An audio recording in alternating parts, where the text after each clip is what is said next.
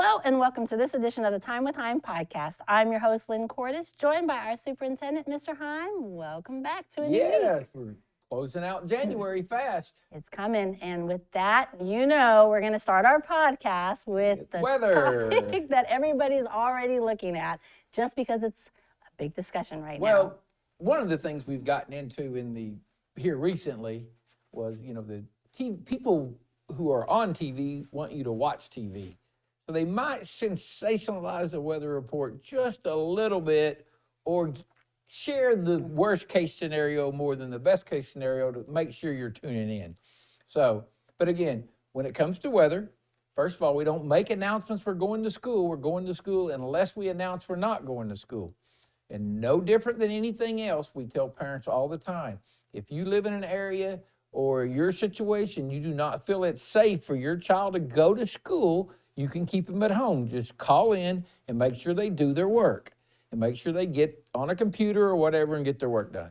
And that's kind of been our philosophy since I've been here for 3 years. That's what we tell everybody. Right now, looking at this weather system coming in, and Oklahoma weather is subject to change. By the time we release this podcast, it may be different.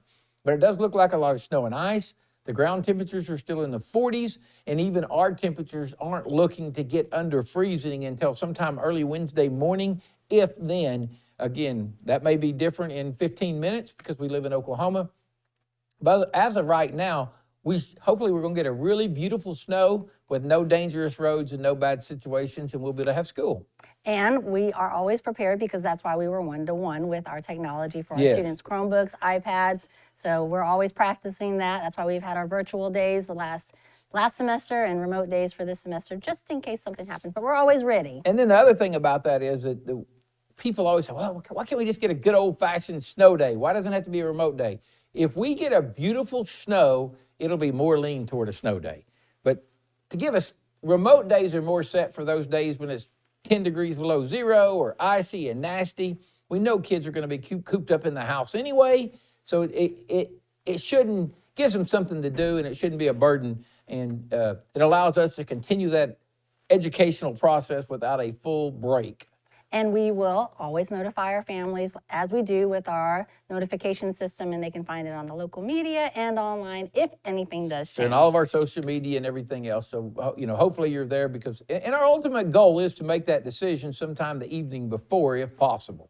That's so right. That you have time if you got to find, if your job is going to, you still need to go to work, you have time to find daycare or someone to watch your children. So we'll always make it as soon as we can. But right now, just everything we've seen so far with this system, we feel pretty safe that we will be having school Tuesday and Wednesday. And just as a reminder, because we know we have new families that came in, we do not early release because of our tiered bus system. Nor do we late start. Nor delayed start because of the tiered system. Yes. And so, but that's why we give it into the hands of the guardians and the families to make that decision for themselves. Yes, ma'am, always there. So, moving on. Yes, it's been a while since we've had some guests, but we are very happy to bring in some special guests with us today. I'll let you introduce them. Well, we'll let them introduce themselves and tell us what they do. One thing that's confusing when people talk is, you have your fire department, you have your fire marshals, you have your code enforcers, you have all these different people. So you guys tell us what you do, and then we'll talk about how that interacts with the school and our education and some of those things. So introduce yourself and kind of tell us your role in Lawton.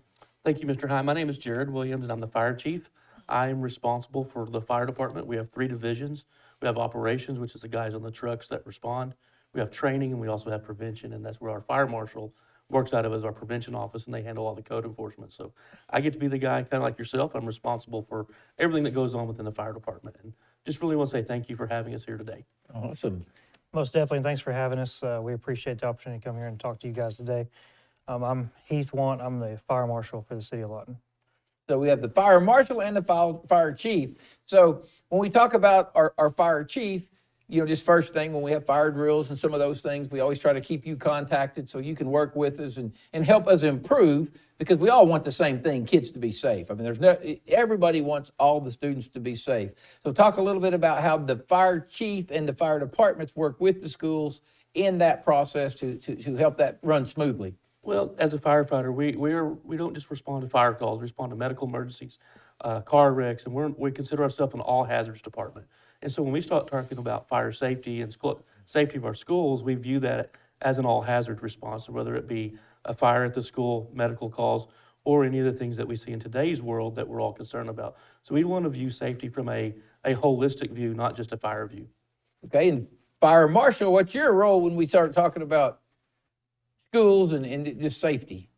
Safety in general for us, of course, is that if there is a fire in the building, the egress out. But we also have worked with the school to make sure the playgrounds in the school is secure from outside threats as well. Because, when you're talking with, from my seat, and what's changed the last 30 years, so to speak, is 30 years ago when I went to school, people coming in the school wasn't a big fear everybody had. If schools were built to get people out of them, so they have 50 exits, and every building has just got numerous exits. Well, as we've changed, society's changed, we now want to try to figure out how to keep people out of the building.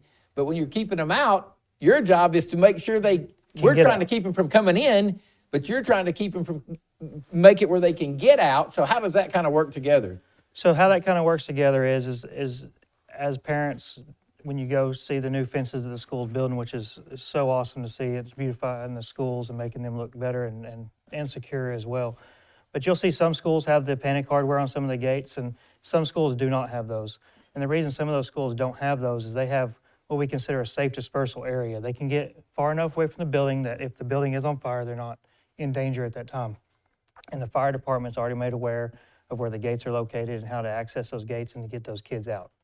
Our ultimate goal would be every school is, if there is a fire in our school, our playground is big enough where we have a place in the fenced area that our students can get and be safe from the fire, but still in our fenced area. Yes, So we that working relationship we appreciate, because again, our ultimate goal is safety. And I think almost every one of them somewhere in, especially with the outside doors, will have one of those panic releases. So like if you're really close to a building, Yes, sir. you guys require some way to get out of the gate in our hope, or we don't want to trap somebody in the fence, but we do want to keep people out. Most definitely. So as we kind of get to the end, and what would you recommend to people, or any thoughts you have for us, or just anything you'd like to say that we didn't talk about? I just think it's important to realize that this has been a long process, and we appreciate the cooperation with the school, because each one of these has to be individually looked at to make sure that we're doing the right thing. We want to do the right thing for the safety of the kids in all the situations, and I believe that's the goal that we're hitting here, is to make sure that we're creating a safe environment for all of our kids. Safety is our number one priority. Kind of just to reiterate what he said, I mean, safety is number one priority, and working with you guys has been a pleasure from my side. I mean, coming together to come up with solutions that work best for the fire side and for what you guys need on the security side as well. And it is, because when you talk about homeland security and securing the building from active shooters or intruders, and we see all the active shooters on TV, because that, again, back to the news, everybody watches it, but the number of intruders schools has really gotten too much, or probably too many have been documented as to what we looked at years ago. So us trying to keep the intruders out, but you making sure we keep the kids where they can get out of the building, getting those two things to coordinate, it's not always easy as snapping your fingers, but I do appreciate you guys the same from the school, because I think we've come up with some really good plans where we not only have it where our kids can get out of the building, they can safely get away from the building if needed. People are it's really difficult to get in the building, and it looks good.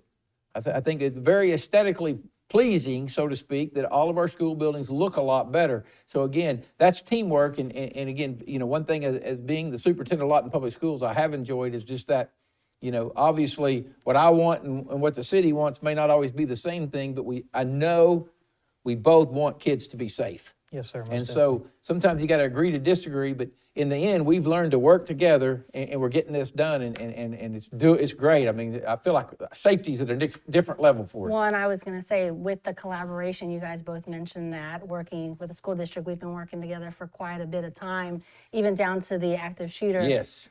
Exercise that we will continue with the Lawton First, and we've done a lot of work, and progress is moving, and it's exciting to continue the collaboration, in addition to what they've done for us for Fire Safety Week and our monthly fire drills that are... Kids tour the firehouses. I guarantee you, we got kids, you have kids all the time, in elementaries all the time at the firehouses.